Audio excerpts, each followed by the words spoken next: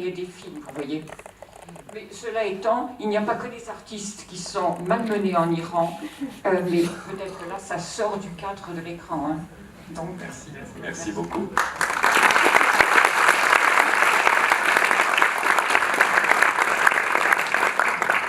Erwan ne se revendique pas forcément comme un opposant, il se revendique réalisateur et revendique une liberté de ton, qui est celle qu'on doit avoir quand on a envie de faire des films. Je propose qu'on écoute Jean-Michel Fredon, qui a rencontré Erwan l'hiver dernier, et qui est aussi allé le rencontrer à ma demande, puisque je ne pouvais pas y aller, et qui a vu évidemment les films, et qui a quelques mots sur ce film.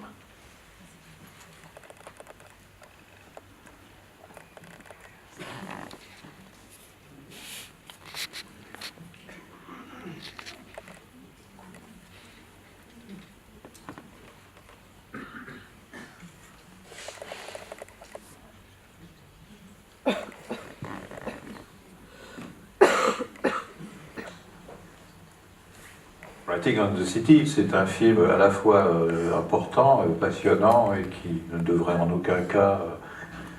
justifier d'être poursuivi par les autorités. Aucune œuvre ne devrait entraîner de poursuite judiciaire, mais celui-là, on pourrait dire, puisque c'est un film construit sur l'observation de ce que les habitants de Téhéran ont écrit sur les murs de leur propre ville, tous les habitants de Téhéran, y compris d'ailleurs aussi bien les dirigeants successifs. C'est une histoire politique de l'Iran de la révolution de 1979, de la révolution islamique, de la révolution qui a d'abord renversé le Shah, puis qui a eu le pouvoir, la prise du pouvoir par les islamistes, jusqu'au mouvement vert et donc à la contestation de ce même pouvoir par la population après la réélection frauduleuse de Ahmadinejad. Et c'est un travail artistique, politique et journalistique extrêmement fin, qui uniquement avec les inscriptions sur les murs. C'est pour ça que c'est pas writing on the walls of the city, c'est écrire sur la cité elle-même. C'est la vie politique, c'est la cité au sens politique, en même temps bien sûr que la ville au sens urbain, qu'il a réussi avec ce film relativement court, qui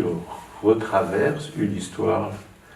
qui est précieuse parce qu'elle est mal racontée en Iran, et mal raconté hors d'Iran également. Pour moi, le film est bien meilleur que s'il était un pur film de dénonciation, et même si c'était un très mauvais film, ce serait injustifiable, bien entendu, que Kevin Karimi soit en prison et a fortiori qu'il soit condamné à 223 coups de fouet, mais en plus c'est un très bon cinéaste qui fait un travail un film comme Writing on the City, il sera intéressant pour des historiens dans 100 ans, parce qu'il a accompagné un état de la ville dans sa diversité, dans sa richesse, et pas seulement instrumentalisé par un discours quel qu'il soit. Après avoir été d'abord condamné à des peines encore plus lourdes, grâce au fait d'avoir fait appel, les condamnations ont été ramenées, mais ça reste incroyablement lourd encore comme condamnation, à 1 an de prison et à 223 coups de fouet